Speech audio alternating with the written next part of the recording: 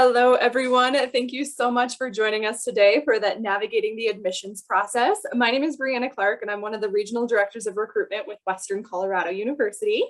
Also joining us today is Lindsay Leggett, who is also a regional director of recruitment with Western. I'll let Lindsay introduce herself here in just a couple minutes. But for myself, I have been working at Western for over 4 years now and love everything about it. For our presentation today, we are planning on walking you through the application process at Western, as well as the admissions process for what to expect before you submit your application, during that application, and then after. If at any point you have questions, please feel free to enter those into the Q&A feature, and either Lindsay or myself will answer them during the presentation or at the end if it's something for everyone to hear. And with that, I'm going to go ahead and turn it over to Lindsay. Great, thanks, Brianna. Good afternoon, everyone. Again, my name is Lindsay Leggett, and I am also a regional director of recruitment for Western, based in Colorado Springs. I'm also a Western alum, so if you have any questions about student experience, I'm happy to answer those on top of any questions about the admissions process. We'll go ahead and get started here. So today, again, just to reiterate what Brianna was mentioning, we are going to go over the college application, kind of the differences between the Western application and the Common App, just so you can kind of get a good feel for the differences there and what to expect for both. We'll also go through a step-by-step guide for applying to Western, including each thing that you'll need to enter and click through in the Western application. We'll also talk about writing your college essay and just a couple tips there that we have for you. As well as general application tips and tricks that should apply universally, whether you're applying to Western or not, along with the application review process and kind of when you should expect to hear an answer and what that will look like after you've submitted your application. So, as far as the difference between the Western application and the Common App, we'll talk about a few differences here. The first difference that you'll notice is where you start your application. So for the Western application, you want to go to western.edu/apply. And for the Common App, you'll go to commonapp.org. And then the other differences between the two are mainly the time that it'll take to complete those. The requirements for the applications are both the same. So both obviously will need your application in order to process that. We'll need your official transcripts through either route that you apply, and then both applications are test optional. So you do not need to submit your test scores for the fall of 2022 or moving forward, but if you think that it will help your application at all, we'll certainly take those into consideration. And again, they can only help your application. They will not hurt your application at all. So if you'd like to submit them, great. If not, they are entirely optional as well. But again, for the Western application, the time that you should expect to take to apply through the Western app is about 20 to 30 minutes versus the time that it'll take to complete the Common App, which can be up to a few hours. Another difference between the two is that for the Western app, you're only applying to Western. If you choose to apply through the Common App, you'll apply to a variety of different schools that are on the Common App. So kind of our recommendation is that if you're only applying to 1 to 3 schools, maybe just use the institution's applications so that you can kind of save some time there. If you're applying to 3 to 5 schools, maybe it's a good idea to use the Common App, and that could end up being a time saver for you. Next, before you apply, here are a few things that would be helpful for you to have. We do ask for you to kind of just confirm some residency questions. So for in-state and out-of-state tuition, it'll ask you if you're a Colorado resident. If you are a Colorado resident, we will need information like dates that you started and graduated from your Colorado high school, dates of employment in Colorado, the date that you moved to Colorado. If you're not a Colorado native, we'll need a Colorado driver's license number, date of vehicle registration, and date of voter registration as well. So those are just some things to keep in mind if you think that you will qualify for in-state tuition and Colorado residency. Another thing to keep in mind is that this information is going to apply to any school that you are looking at in the state of Colorado. So Western is not the only institution that is asking these questions. It'll be every single institution in the state of Colorado that you're applying to. The other thing to keep in mind is that in order to qualify for in-state tuition and Colorado residency, we'll need to verify that you have this information for at least 3 years. So you can't just live in Colorado for a year and qualify for in-state tuition. If you have any questions about residency or in-state tuition versus out-of-state tuition, you can email it at us at admissions@western.edu. And next, I'm going to go ahead and hand it over to Brianna, who is going to talk with you about the step-by-step process on how to apply through the Western application. Thank you so much, Lindsay. All right. And yes, as Lindsay said, this is exactly what it's going to look like. We pulled some screenshots from our Western application, so you'll be able to see, and then here's some tips and tricks as we go. All right, so the very first thing is going to be starting your application. In order to find the Western application from any Western website, western.edu, in the upper right-hand corner, you're going to see the apply button. Just go ahead and click on that. And then for any student who, if you are a first-time freshman, a transfer student, or an international student, you are going to want to complete the undergraduate application. And then you're going to want to click apply now if you are starting that application. The first thing that you're going to need to do is enter in your email address as well as your first, last name, and your birth date. By just entering in this information, you are creating your account. After you hit the continue button, you will receive an email with that looks very similar to what is here on the screen that has your login to your application portal as well as that temporary PIN.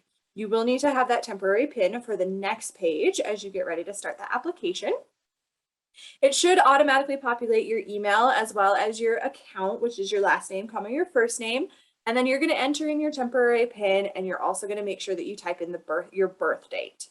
Make sure that you are checking your spam and promotion folders if you are not seeing that email come through. Gmail specifically is notorious for sending Western emails to that promotions folder. If for any reason you're still not seeing that email with your temporary PIN, please just make sure to reach out to admissions@western.edu through email, and we'll be able to help you out from there. And then after you click login, after entering in that temporary PIN and your birth date, you are going to need to set a password. I highly recommend making sure it's a password that you will remember and that follows all of those criteria. Maybe if you need to write it down or have it somewhere, if at any point you want to go back into your application or your application portal after you submit it, you will need that password. If you forget it at any point, there is a password reset tool that you can use. All right, and after you select that password, you're going to be taken to this application page. Since you've not started an app yet, you're going to click Start New Application at the bottom of the screen. And then you are needing to start what the new application is that you're going for. At Western, we have you apply based on term. So if you are a high school senior right now and you were looking at starting in fall of 2022, you're going to select that year of 2022, or even if you're looking at starting in the spring. And then again, just clarifying that you are an undergraduate application and then that's what you're wanting to start. You'll click Create Application. And then it's going to ask you just to one more time double check that the undergraduate and for fall 2022 is what you're going for. After you've confirmed that, you'll click Open Application and we are ready to get started. Your first page within the application is going to be applicant information. So this information is definitely about you as you're going along. You can save your application at any point while you are going if you need to leave and come back for any reason. Just make sure that you're using that logout button at the top of the screen to the right of your name if you do need to leave.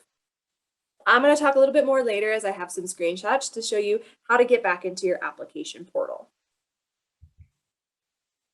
All right, as you're getting started, the first question in the application is student type. This is a very important question to make sure that you're answering correctly up front so that you get the most in your financial aid and scholarship options. Oftentimes, there is a question from students of whether they are considered a freshman or a transfer student, especially if they have taken numerous dual credit or concurrent enrollment or even AP classes in high school. That is an absolutely tremendous opportunity. At Western and most universities, the way that freshman is defined is if you have not taken any college classes after graduating high school. So those concurrent enrollment classes taken during high school still means that you're a freshman student. You're technically not considered a transfer student until you've taken college classes after graduating from high school. It's a very small distinction, and if you have questions about that at any point, you can always reach out to us and we'd be happy to help clarify for your specific situation. But for the most part, if you are currently a senior in high school right now, you will be applying as a first-time freshman. Entry term, again, is just specifying whether you're wanting to start in the fall, spring, or summer course. For the most part, again, if you're a senior in high school, you're going to be looking at starting in fall of 2022. The next part of this applicant information is all going to be about selecting your interests. It's absolutely okay if your interests change at a later date after you've filled out this application. This is just giving us a screenshot of what you're looking at right now. And then, like I said, you can reach out and let us know if you change your major or change some activities that you want to be involved in. All right, moving into this next part, there is an area where you are able to enter in your email address as well as your mobile phone number. We highly recommend entering in your mobile phone and allowing us to text you for information about your application. We promise not to spam your inbox, but this is really going to be used to invite you to virtual webinars that we might be hosting, or to let you know if we are missing any part of your application that we're not able to process it. And then it gives you another opportunity to be able to reach out to us with questions. The demographic information page is all fill in the blank questions that are, again, all about you. So there really is, as long as you're being honest and upfront, there's nothing that you can answer incorrectly on this page. The other part I want to point out is on the left-hand side is our navigation menu. So if at any point you decide that you want to bounce around to a different section of the application, you can do that easily by clicking on any of the sections within the application. This comes in handy at the end during the review page, but also just at any point if you want to double check an answer that you put throughout. Also wanted to just reference preferred name. If you entered that in on the last, in this information that you have a preferred name that you want to be called, that will show at the top of the screen where right now it says Hermione Granger Test. Instead, we try to use your preferred name as often as we can. There are some legal documents and formal communications where we do need to use your legal given name, but please bear with us as we work through that. All right, for fall of 2021 and 2022 moving forward, we are absolutely test optional here, and we want to just address that. We are still encouraging the ACT and the SAT scores if you have a chance to take them. It still provides us a nice snapshot of your academic career and gives us one more indicator point that we can look at while reviewing your application. However, please know that your test scores can never hurt your application. It can only help it to maybe give a little boost to bump you over into the accept if it's on a question mark there. You can also indicate here on this page that if you are planning on taking the SAT and ACT before enrolling at Western, but maybe just haven't had a chance to take it yet. Another question on here is a first generation student, and you can see the definition there for how we define who a first generation student is. We're fortunate that we are able to offer a scholarship for all first generation students of $500 for the year that you'll be able to receive just automatically. There is no extra application process that you have to fill out. Under the financial aid question, that is, do you intend to pursue need-based financial aid? And it's a yes or no drop down. Highly recommend writing, just answering yes if you are at all thinking about filling out the free application for federal student aid. This just prompts our financial aid office to know to reach out and help you with that process if we're not seeing your FAFSA come through. If you know for a fact that you're not planning on filling out that FAFSA, then you can go ahead and mark it as no. But if it's a question of whether you're going to fill out the FAFSA or not, just go ahead and mark it as yes. All right, moving into the next page is going to be about parent guardian information. We do need to have at least one contact information for one of your parent or guardians to be able to enter in. It is for us just to be able to reach out if there is ever a problem, or we will let them know if there's any parent presentations that are coming up that they might find helpful. All right, after entering in your parent history, parent information, it is now into the education history. This is your spot where you're going to list out any high schools that you have attended, as well as any colleges or universities that you have gone to and would have transcripts coming from. The key part on the dates of attendance, if you don't know the exact day of the month that you started or are graduating, that is absolutely okay. Just go ahead and give your best estimate of that August, starting in August for a fall semester and graduating in May, and those years. This we use for to track the history and which high school or university you have been at most recently, but then also just to check which transcripts we need. The course level at this high school is a very key question. If it is this is not saying what level you've completed, but what kind of high school or institution it is. So if it's a high school, you're going to want to make sure that you're selecting high school. But if it's a college where you've taken some undergraduate or bachelor's degree courses or even associate degree courses, you're going to select undergraduate. Some students will mark graduate thinking that they are indicating that they have graduated from that high school. And that's not what this question is asking. So making sure that you select high school on there as appropriate will help with the review part of the application later that we will get to. After you enter in and make sure that your education history is complete, you are more than welcome to go ahead and put in your self-reported GPA. We are not using your self-reported GPA for any official function. It's just to unofficially check and see what kind of merit scholarship you might be eligible for. All right, and this next part here is about the residency. As Lindsay mentioned earlier, we are using the residency to determine what your tuition is. So if you will be paying in-state Colorado tuition or out-of-state tuition as a student not graduating from a Colorado high school. So your first question that you're asking is if you believe that you should qualify for in-state tuition, and that's just a real quick yes or no. If you're a student who's graduating from a high school that is not in Colorado, it's a really easy no answer for you. That's all you have to answer, and then you can click continue and you'll be able to go on to the next section. But if you are a Colorado student and you're looking to apply to Western, and you answer yes to that residency question, then this is where you have a few more questions that you will need to answer.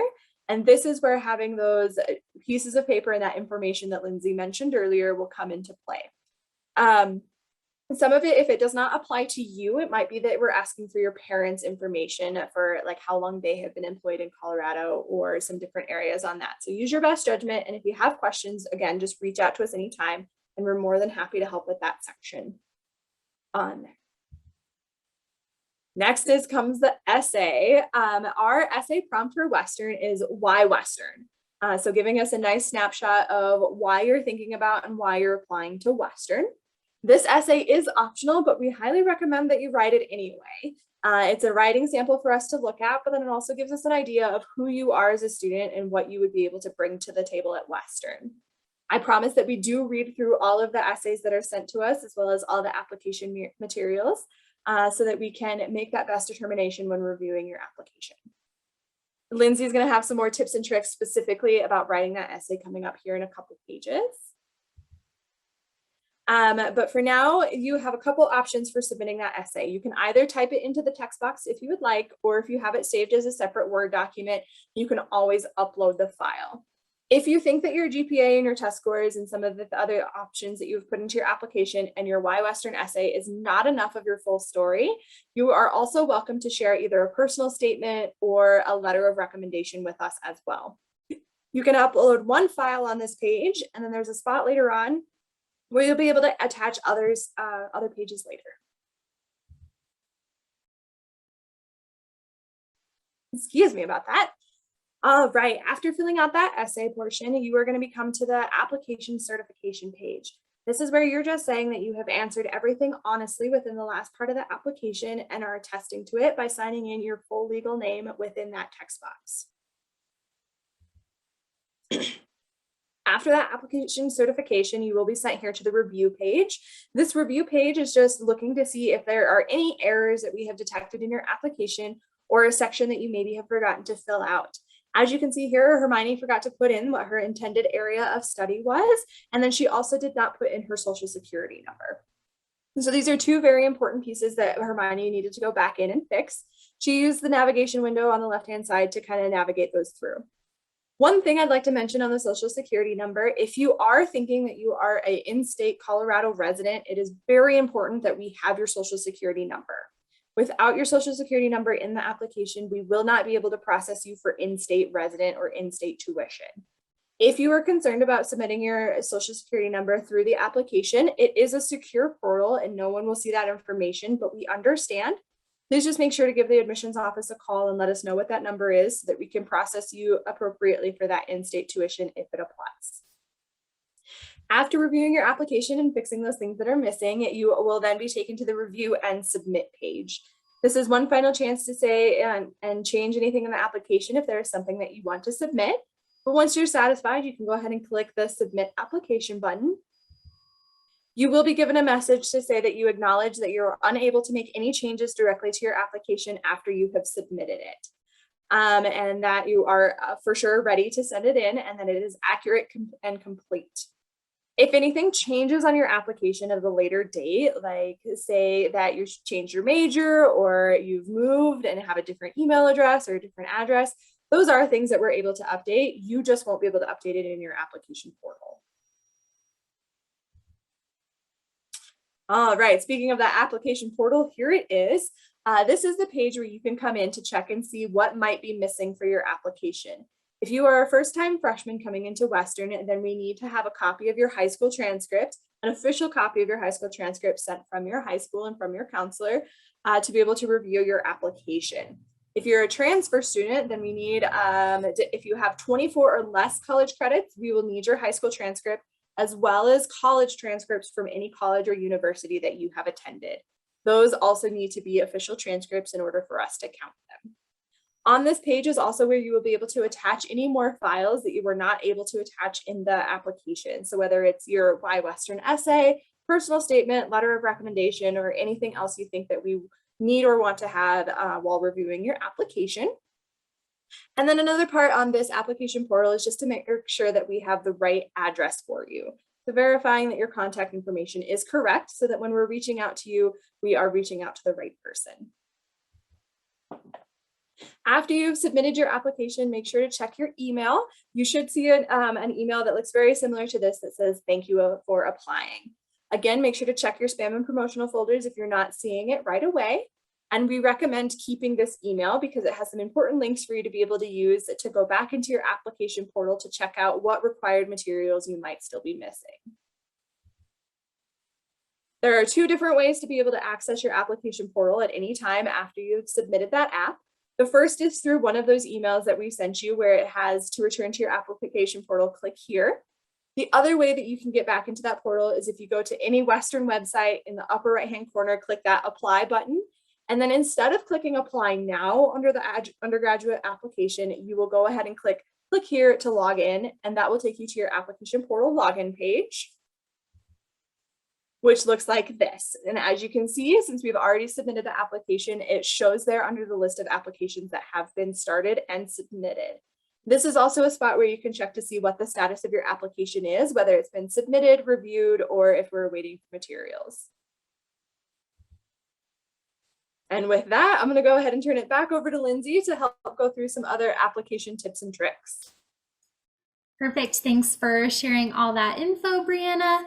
So now we're going to go through our application tips and tricks. And again, this should apply to pretty much any institution that you're applying to, whether it's Western or not. So hopefully this information is also helpful for you. First, we're going to talk about your college essay and just some general tips and tricks there. So first of all, we encourage you to tell your story in your college essay. Again, like we shared earlier, our prompt is why Western. So it's pretty basic.